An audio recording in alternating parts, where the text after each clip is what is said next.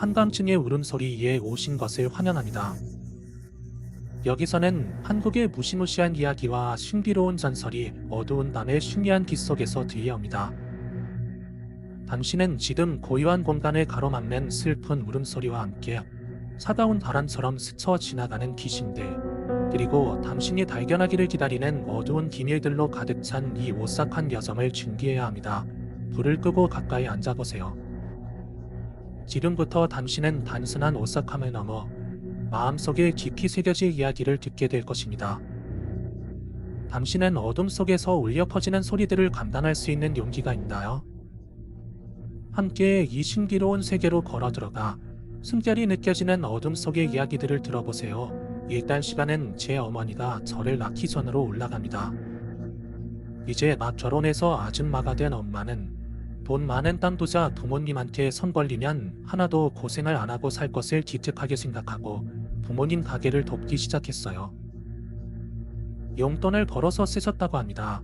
그런데 그 당시에 도로조차 깔리지 않은 산등성 위의 미개발 지역에 어눌한 공장이 하나 있었는데 엄마의 부모님께서는 그 공장을 레이트해서 생뚱맞게 그 공장 전체를 음식점으로 탈바꿈시켰어요.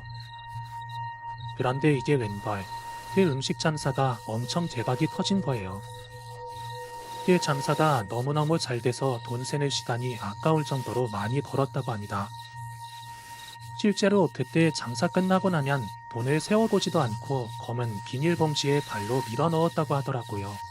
하지만 그 즐거운 돈맛을 만끽하는 것도 잠시, 곧 이해할 수 없는 일들이 발생하기 시작했다고 합니다.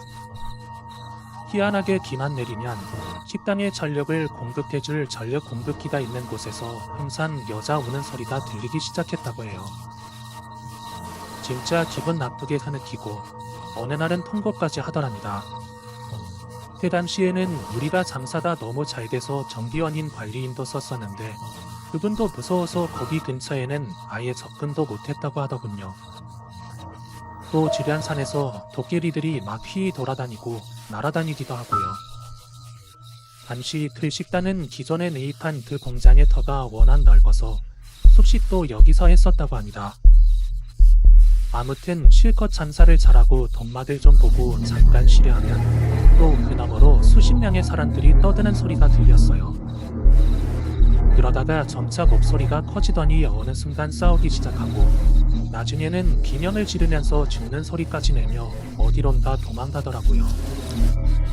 그래서 밖에 누가 있나 싶어 거대 질량이다 지문을 슬쩍 열어보면 밖에는 아무도 없고 걔만 우렁차게 짖고 있었대요.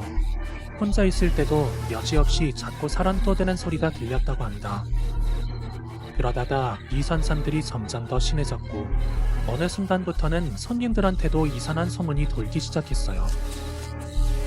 가족들 중에서는 귀신을 목격하지 않은 사람이 없었다고 합니다. 하지만 당시 소방서장은 몸 좋고 패기가 넘치는 할아버지였는데 아버지와 함께 그런 걸 직접 보고서도 인정을 하지 않았다고 해요. 알면서도 인정하지 않는 그 남자 특유의 도심 때문이었던 것 같습니다. 그러던 어느 비가 오는 날 결국 울던 들 귀신을 혼쭐 내주기 위해 할아버지, 아버지, 그리고 경비원이 셋이서 손전등을 들고 그 귀신이 있을 것 같은 쪽으로 갔대요. 그러다가 꼭 마치 공포 영화에서처럼 손전등이 갑자기 고장 나버렸고 취하는 담장 바로 앞에 있는 사람만 보일 정도로 아주 어두워졌다고 합니다. 그리고 이 와중에 귀신은 계속해서 서글프게 통곡을 하고 있었고요. 자, 여기까지 와서 할아버지가 졸리기 시작했는지 아버지와 경비원을 앞으로 내세웠습니다. 그리고 그 여자의 통곡 소리는 이제 바로 코앞까지 다가왔고 앞에 다가갈수록 점차 뭔가가 눈에 들어오기 시작하는데 하얀 소복을 입은 여자가 큐고 앉아 울고 있는 긴 모습이 보이더랍니다. 그때 경비원은 무겁게 쪼그라들어 한 발짝도 못 나가고 있었고 우리 가족 중에서 귀신을 가장 부정하던 아버지만이 그 여자에게 접근했습니다. 저기, 왜 그러세요? 뭐 하고 계세요?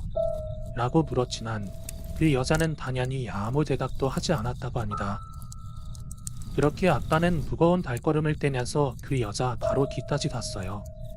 그리고 뒤에서 아주 힘겹게 그 여자의 어깨를 툭툭 치고는 잡아채서 얼굴을 바라보는 바로 그 순간 눈밖에 없는 그 여자의 얼굴을 보고 그대로 기절하셨네요. 그리고 그 순간 여자의 울음소리는 멈추고 그 형체도 스르륵 사라졌다고 합니다.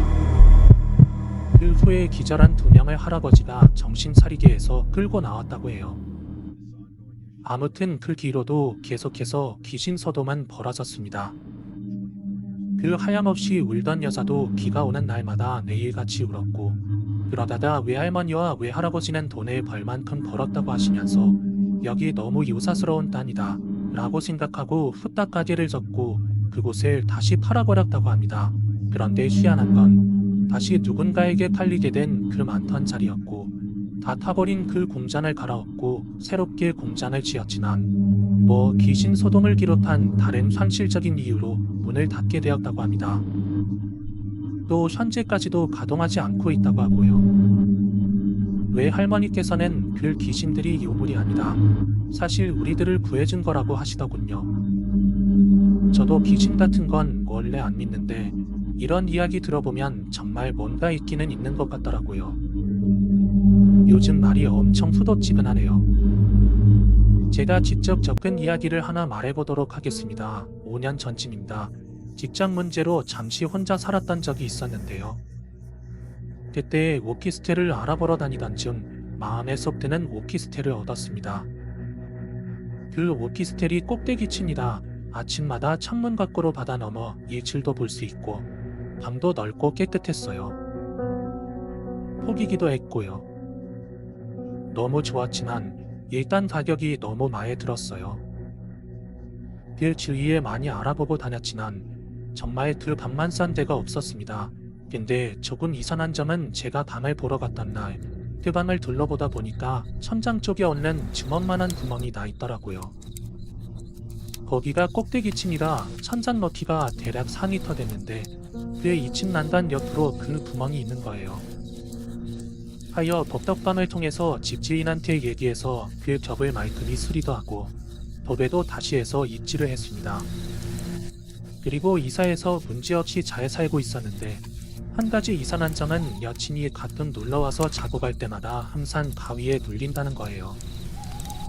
그리고 또 제가 집을 잠깐 비우고 여친이 집에 있을 때면 키가 쳐다보는 것 같고 그런 거였어요. 근데 제가 처음에는 원래 여친이 가위에 잘 눌리니까 그런가 보다 했었거든요. 그런데 또 한 번은 제 친구와 동생들이 와서 제 담을 길려줬어요. 그리고 저는 밤늦게 일하러 나갔는데 아침에 돌아와 보니까 그 남자애들 5명이 한 방에서 아무도 한숨도 못 잤다고 하는 거예요. 괜히 무서워서 잠을 들 수가 없다는 거야. 애들 5명 다 저는 아무렇지 않게 잘 살고 있었거든요. 그렇게 그의 집에서 한 6개월 정도를 살다가 평소에는 별로 친하지 않았던 한 직장 동료와 잠깐의 길을 나눌 기회가 생겼어요. 그래서 무슨 이야기 하다가 이제 자취방 이야기가 나와서 제가 살고 있는 그 자취방 단답을 얘기를 해줬어요. 그랬더니 혹시 거기 오피스텔 7층 아니시죠? 이러는 거예요. 그래서 제가 어떻게 하셨어요? 거기 맞는데 하고 말했더니 그 동료가 하는 말이요. 자기도 자취하려고 그 동네에서 다 많이 다녔었는데 제가 살고 있는 이 집, 그 집을 마지막으로 복덕방에서 보였었다고 합니다. 그 당시 그 건물이 2년도 안 된 신축 건물이고 또 너무 마음에 들어서 계약을 하려고 하는데 이제 부동산 업자가 머뭇거리면서 이실 짓고 하더래요. 여자분이 혼자 산다니까 너무 걱정돼서 하는 말인데 그 건물 1년 반 못 되는 동안에 그 방에서만 2명이 자살했다 이렇게 얘기를 하더랍니다. 그리고 제가 처음 입주할 때 봤던 그 천장 쪽의 구멍은 그 2번째 죽었던 사람이 달라고 한 거였던 자리라서 그 시신의 무게를 못 이기고 나중에 떨어지면서 그 천장 쪽에 구멍이 생겼던 거예요. 아무래도 거기가 층고가 높고 천장 쪽이랑 가깝다 보니까 벽이 약간 가벽 같은 거였나봐요.